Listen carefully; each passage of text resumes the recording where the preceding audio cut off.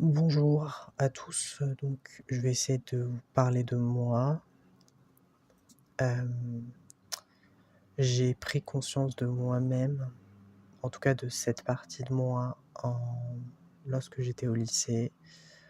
Je me sentais, extrêmement dévalorisé, je haïssais mon corps, je haïssais tout en fait de moi et disons que pour moi le corps c'était la seule façon d'être accepté et de susciter le désir chez l'autre. Donc voilà, j'ai pas grand-chose à dire, j'en vois pas forcément l'intérêt en fait, tout simplement. Donc je suis la partie sexuelle, partie, qui hait les hommes. Je hais les hommes en fait. Pour moi, ce sont des êtres, misérables, hem, des êtres qui n'ont pas de cœur. Je sais que tous les hommes ne sont pas comme ça, mais quand j'en croise, je les reconnais directement en fait, vraiment ce sont des énergies très, très dégueulasses, hein.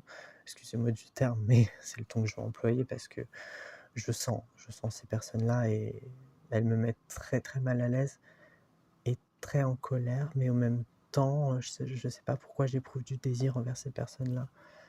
Parce qu'elles me rapportent une sécurité en fait, que je n'ai pas parce que je suis quelqu'un de fragile intérieurement et quelqu'un de très rêveur et ben, mine de rien, c'est comme s'il y avait une loyauté envers ces personnes-là, une loyauté qui n'était qu'éphémère et que je devais approcher, en fait. C'est comme si c'était un acte de vente, en fait. Je devais conclure, tout simplement.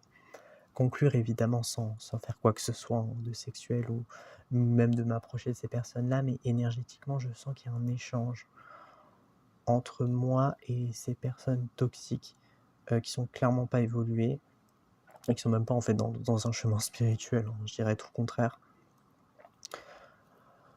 Je suis dans cette addiction-là. Alors, les causes, je sais pas pourquoi, mais je pense que c'est un lien avec, mon enfance, mon intériorité, mon enfant intérieur. Mon enfant intérieur, je sens que c'est une partie de moi. Une des plus anciennes en tout cas, dont j'ai pris conscience. Ouais, partie sexuelle, c'est vraiment une des premières en fait. Je dirais même presque l'originel, l'être originel. J'ai un côté assez narcissique, parfois, pour combler en fait ce manque de confiance. Ce côté narcissique, c'est je veux être avec personne, voilà. Je me suffis à moi-même, je n'ai besoin d'aucune âme sœur, de quoi que ce soit. Enfin, tous ces termes, pour moi, c'est un peu du bullshit.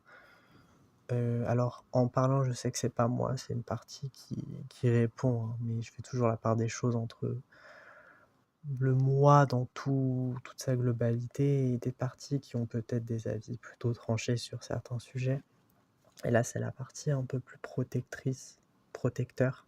Je dis les deux parce que je sens le pôle féminin, le pôle masculin en même temps, comme si c'était deux personnes qui reprenaient un peu les caractéristiques de la mère et du père.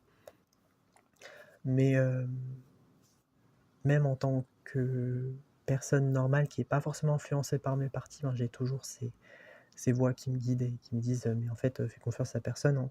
Et même si tu essaies de t'attacher à quelqu'un, hein, fais-le un petit peu, quoi. Pousse pas le bouchon trop loin, parce que sinon tu vas le regretter, tu vas souffrir. Et j'en ai déjà fait les frais, donc ça a juste renforcé encore plus mes mécanismes de défense.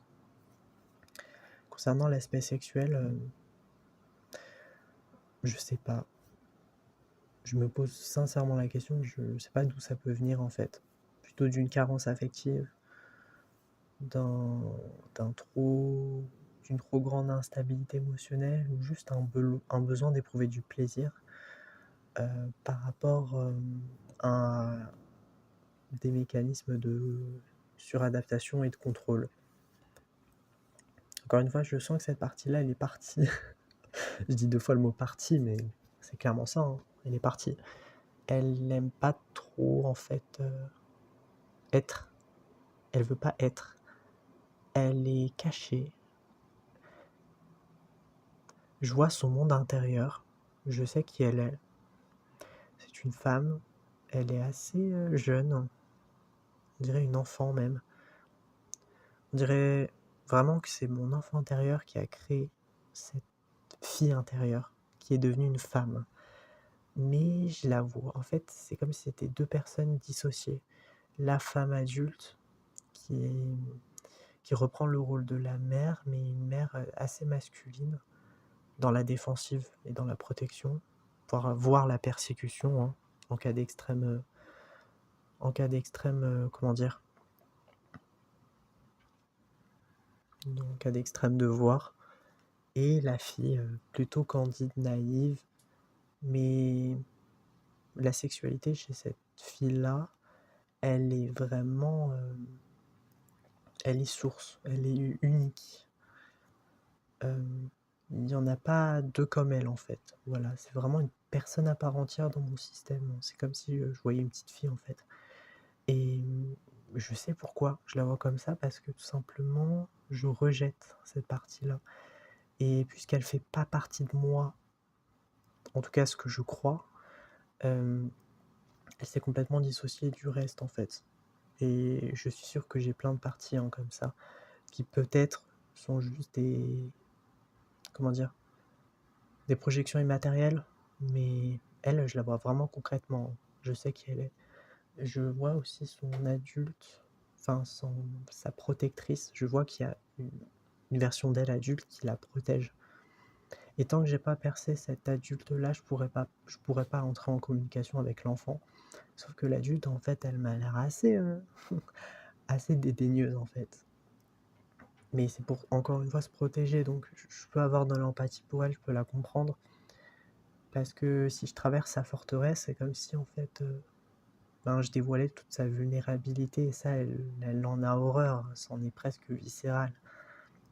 Je vais essayer d'entrer en communication avec elle, en fait. Pour lui dire, mais est-ce que tu peux à peu près lâcher ton ego, ta fierté, et tu peux aussi un peu nous dévoiler ton mal-être et c'est bizarre parce qu'en parlant, j'ai l'impression de parler à une autre personne en fait. C'est ça qui est encore plus déroutant, c'est que je me dis que j'ai l'impression, mais vraiment, d'entrer en communication avec des personnes dans la réalité. Hein. Mais vraiment, quand je le dis dans la réalité, c'est alors que je suis juste moi-même. Je suis une personne, mais une personne qui a un système mais complètement défaillant et qui est obligée de se dissocier et donc de créer des sous-personnalités pour devoir fonctionner normalement et gérer des affects émotionnels et la vie normale à part. Enfin, comment dire, en interdépendance. Ils se croient invincibles, je parle des parties, mais non, en fait, toutes les parties s'influencent les unes des autres. Tout est illusion. Même le concept de partie est illusion. Mais j'ai besoin de m'accrocher à cette illusion de partie pour pouvoir exister, fonctionner et être.